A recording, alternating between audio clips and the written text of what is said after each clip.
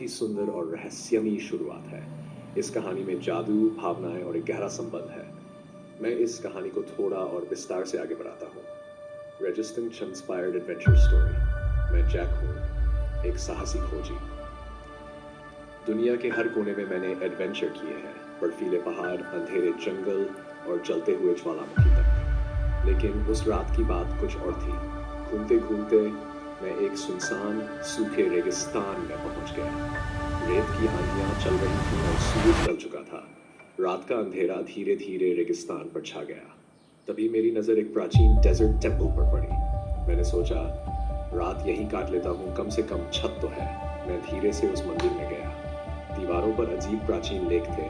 मैंने अपने तंबू से आग जलाई ही थी कि अचानक आसमान गरजने लगा। तेज बिजली चमकी और बादल बरसने लगे। उस सूखे रेगिस्तान में पहली बार पानी बरसा। तभी मंदिर के अंदर एक चमकदार रोशनी हुई, जैसे कोई जादू चल रहा हो। और एक सुंदर सी बच्ची वहां प्रकट हुई, जैसे आसमान से उतरी हो। उसकी आंखों में एक चमक थी। उसके आसपास हरियाली उगने लगी। बंजर जमीन हरियाली में बदलने लगी। मुझे यकीन हो गया, ये कोई साधारण बच्ची नहीं थी। मैं उसे देखकर मंत्रमुग्ध रह गया। वो मुस्कुराई जैसे वो मुझे जानती हो। मुझे एहसास हुआ कि ये बच्ची दुनिया के लिए एक वरदान है। मैं उससे दूर नहीं रह सका। मैंने उसे अपनी बहन बना लिया।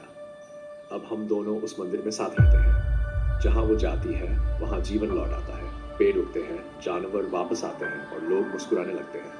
मुझे लगता है कभी कभी सबसे अनोखे रिश्ते किस्मत से मिलते हैं।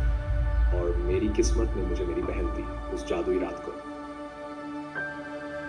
अगर चाहो तो इस कहानी को अगले चैप्टर में ले चलते हैं, जैसे कि उस बच्ची के पास क्या शक्तियां हैं, क्या कोई उसे ढूंढ रहा है, और क्या जैक और उसकी बहन को कोई खतरा है। तैयार हो?